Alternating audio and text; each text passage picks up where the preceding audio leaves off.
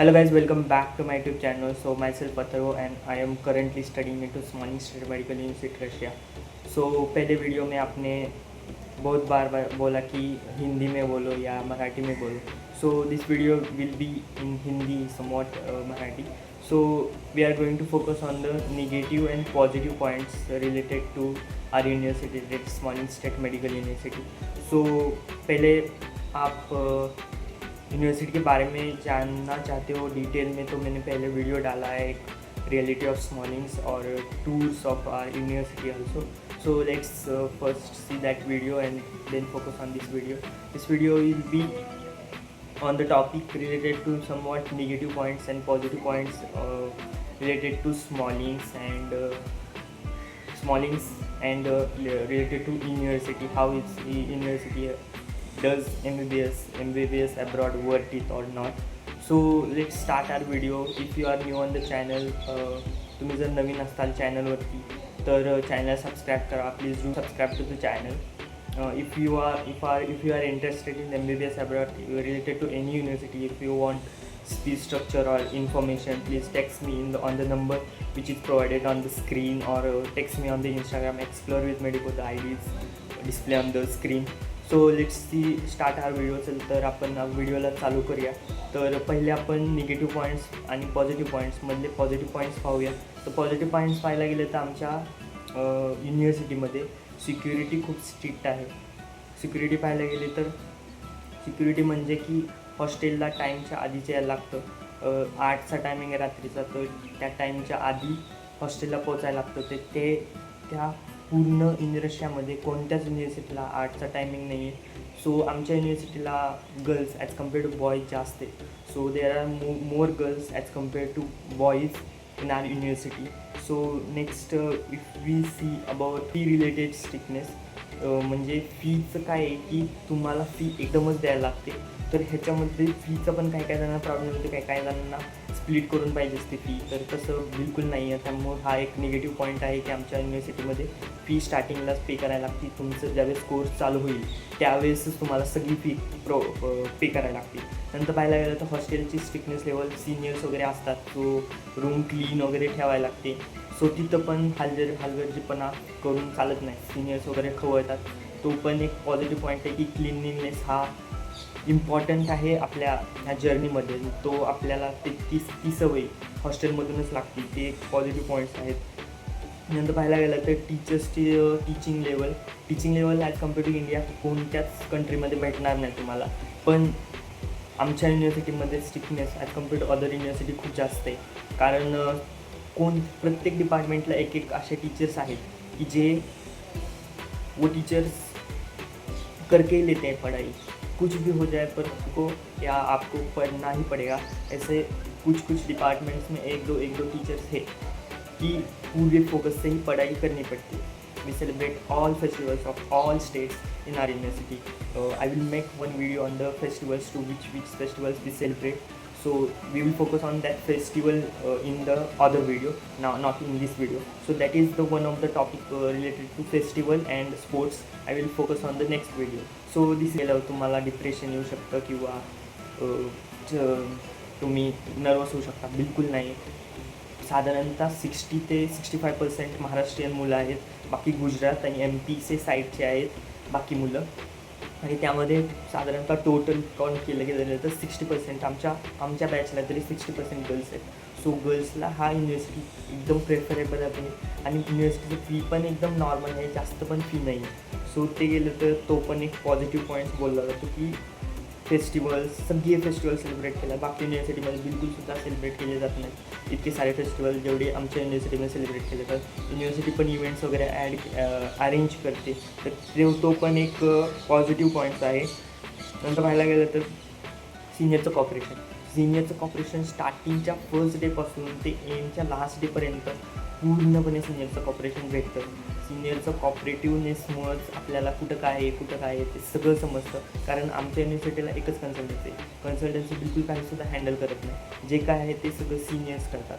आपल्या dean office किंवा त्यांचं आपल्या इथं कसं प्रिन्सिपल ऑफिस असतं, तसं रशियामध्ये खूप सगळ्या युनिव्हर्सिटीमध्ये डीन ऑफिस असते. तर त्या ऑफिसमध्ये किंवा विजा ऑफिसमध्ये तर in each office there are somewhat seniors, and they are appointed to translate the English into the Russian, because no one is there who is Russian is perfect. So that's why some students are too much interested in studying the Russian, so they focus on the Russian language, and they joins the dean office or visa office for cooperation. So that is also the point of related to the seniors. So this is about the seniors cooperation. There are many cooperative seniors in each field. Each field means in sports also they arrange events, they arrange sports activities, sports games, and other events related. They are celebrating each festivals with seniors, juniors. That are also the positive points of our university. So negative point पाहायला गेलं तर आमच्या युनिव्हर्सिटीला strictness जास्त आहे, त्यामुळं काय काय मुलांना वाटतं की ते स्ट्रिक्ट नसलं पाहिजे कारण कॉलेज आहे. तर तसं नाही की तेवढं स्ट्रिक्टनेस पाहिजे, कारण आपण इतक्या दूर आलो आहोत आणि काही काही मुलं स्मोकिंग ड्रिंकिंग करतात. पण आमच्या युनिव्हर्सिटीला तसं सापडलं की डायरेक्ट डिपोर्ट करतात. त्यामुळं ते एक निगेटिव्ह पॉईंट्स काय काय मुलांना वाटतो, पण काही तो खरं तर पॉझिटिव्ह पॉईंट्स आहे. आणि त्यामुळं बऱ्यापैकी आमच्या युनिव्हर्सिटीला पॅरेंट्स पाठवतात पण मुलं नको म्हणतात. तर जर पॅरेंट्स बघत असताल तर युनिव्हर्सिटी खूप भारी आहे. नंतर पाहायला गेलं तर निगेटिव्ह पॉईंटमध्ये तो एक निगेटिव्ह पॉईंट आहे की मुलांना निगेटिव्ह पॉईंट वाटतो. की पाहायला गेलं तर निगेटिव्ह पॉईंट, जर तुम्हाला सर्दी खोकला लगेच होत असेल, तुम्ही इम्युनिटी वगैरे नसेल, तर स्नो वगैरे 3 महिने कंपल्सरी असतो. सो स्नोमध्ये तुम्ही त्या मायनसमध्ये राहू शकता का? नाही राहू शकत तर तुम्ही बिलकुल येऊ नका. आणि फीचं एक सांगतो आहे तुम्हाला की फी ते कंपल्सरीच भरायला लागते. सो ते फीचं एक आहे, जर तुम्ही तेवढे पैसे त्या पिरियडमध्ये अरेंज करत असाल तरच तुम्ही या. तर then and then you should come to our university. Fee is also normal fee, but it can increase because of this war. Exchange rates are more, but fee will be constant, but it depends on the rate, what will be the rate and what not. So that was the related to fee, one somewhat negative point. So this was the video related to our positive and negative point. Negative point मध्ये पाहायला गेलं तर बाकी जेवणाचा एक problem येतो, कारण आमच्या हॉस्टेलला एकच मेस आहे आणि बाकी हॉस्टेल बाहेर आहे. तर एकाच हॉस्टेलला यायला लागतं की तिथंच जेवू शकतो. आणि बनवायचा काहीतरी कंटाळा येतो. स्टार्टिंगला फर्स्ट इयरला काही इतकं वाटत नाही स्टार्टिंगला, पण नंतर कंटाळा स्टार्टिंगला एंडला नको वाटतं. तो एक निगेटिव्ह पॉईंट आहे की मेसची चार्जेस खूप आहेत, त्यामुळं बऱ्यापैकी मुलं मेस लावत नाहीत. सो तो एक निगेटिव्ह पॉईंट आहे मेसच्या रिलेटेड. दुसरा पॉईंट आहे की बाहेर तुम्हाला निगेटिव्हमध्ये पाहायला गेलं तर बाहेर तुम्हाला वर्क करता येत नाही. बाकीच्या युनिव्हर्सिटीला करता येतं, पण आमच्या युनिव्हर्सिटीला बाहेर वर्किंग करता येत नाही. एवढे बाहेर चान्स भेटतात बाकीच्या युनिव्हर्सिटीला वर्किंग करण्यासाठी, पण आमच्या युनिव्हर्सिटीला बिलकुल ह्याला अलाउड नाही आहे बाहेर वर्किंग करण्यासाठी. किंवा हॉस्टेलमध्ये काही मेस वगैरे अरेंज करतात काही मुली वगैरे पैसे कमवण्यासाठी, पण ते बिलकुलसुद्धा अलाउड नाही आहे. सापडलं की स्ट्रिक्ट कारवाई केली जाते त्यावरती, त्या मुलावरती, किंवा मग पॅरेंट्सला वगैरे कॉल केले जातात. रिझल्ट वगैरे पाहायला गेलं तर रिझल्ट वगैरे लागतात. अजून स्कॉलरशिपमुळं जास्त करून मुलं अभ्यास करतात, कारण स्कॉलरशिप गेली की $500 वाढतात. सो आमच्या युनिव्हर्सिटीचा FMG पासिंग रेशो वगैरे सगळं काही जास्त आहे.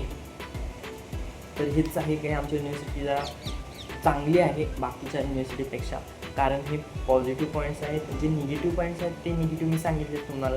बाकी पाहायला गेलं तर हॉस्टेल फर्स्ट इयरचं इतकं चांगलं नाही आहे जेवढं दुसऱ्या युनिव्हर्सिटीपेक्षा आहे, पण बेटर आहे ना. आता रिनोव्हेशन पण चालू झालं आहे. आम्ही याच्या आधीच रिनोव्हेशन चालू केलं होतं यांनी. सो आत्ता पुढच्या बॅचला, तर आत्ता जी कमिंग बॅचला आहे त्यांना तरी रिनोव्हेटच भेटेल असं मला वाटते. बाकी मग वॉशरूम सिस्टीम, ते ब्लॉक सिस्टमचा पण एखादा व्हिडिओ बनवतो, फेस्टिवल आणि ह्याचा ब्लॉक सिस्टमचा. जर तुम्हाला अजून इन्फॉर्मेशन कोणती पाहिजे असेल, if you want more information about related mornings or hostel or any related, please comment me. If you are new on the channel, please do subscribe to my channel. I will upload all video if related to my university, and I will give hostel tour also when I will go in the next month to my university. So thanks for watching this full video. Thank you so much.